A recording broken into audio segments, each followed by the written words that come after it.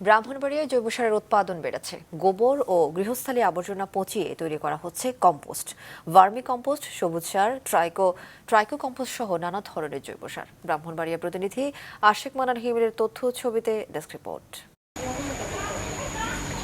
ব্রাহ্মণবাড়িয়ার ৯ উপজেলায় ছোট বড় প্রায় ১৫,০০০ প্লান্টে উৎপাদিত হচ্ছে জৈব সার। গোবর ও গৃহস্থালী আবর্জনা পচিয়ে তৈরি করা হচ্ছে কম্পোস্ট, খামারজাত সার, ভার্মি কম্পোস্ট, সবুজ সার ও ট্রাইকো কম্পোস্ট।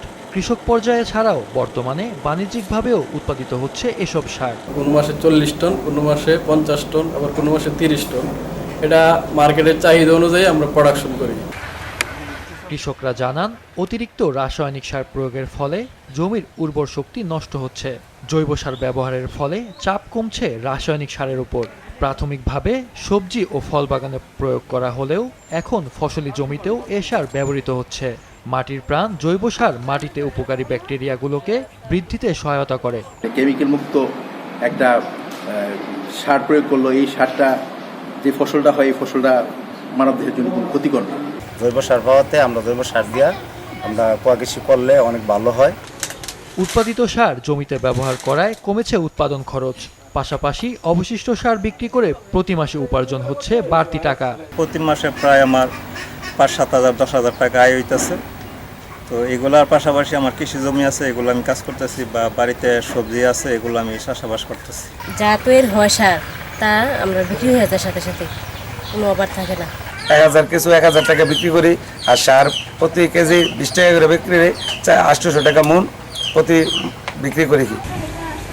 পরিবেশের ভারসাম্য রক্ষায় জৈব সারের গুরুত্ব অপরিসীম, জানান এই কৃষি কর্মকর্তা। জৈব সার ব্যবহার করার ফলে একদিকে যেমন আমরা নিরাপদ ফসল ঘরে তুলতে পারি, অন্যদিকে পরিবেশের যে ভারসাম্যটা আছে সেটা রক্ষা পেতে পারে, এবং একই সাথে আরো যেটা বেশি গুরুত্বপূর্ণ সেটা হচ্ছে একটা কৃষকের উৎপাদন খরচও কিন্তু কমিয়ে আনতে পারে। প্রতি মাসে ৩০ থেকে ৩৫ লাখ টাকার জৈব সার উৎপাদনের কথা জানিয়ে জেলার প্রতিটি সারের দোকানে জৈব সার রাখা বাধ্যতামূলক করার কথা জানান জেলা কৃষি কর্মকর্তা। জেলা প্রশাসনও তার উপজেলা নির্বাহী কর্মকর্তাদেরও নির্দেশনা দিয়েছে যে প্রতি বছরে যাতে জৈব সারের উৎপাদন বৃদ্ধি পায়, এবং জেলা সার্ভিস মনিটরিং কমিটিতে প্রত্যেকটা সার ডিলার দোকানকে কিন্তু নির্দেশনা দেওয়া হয়েছে আমাদের জেলা সার্ভিস মনিটরিং কমিটি থেকে, প্রত্যেকটা দোকানে জৈব সার থাকতে হবে। কৃষি বিভাগের দেয়া তথ্য মতে প্রতি মাসে জেলায় ২৩০ থেকে ২৫০ টন সার উৎপাদিত হচ্ছে, যার বাজার মূল্য ৩০ থেকে ৩৫ লাখ টাকা। মাছরাঙা নিউজ ডেস্ক।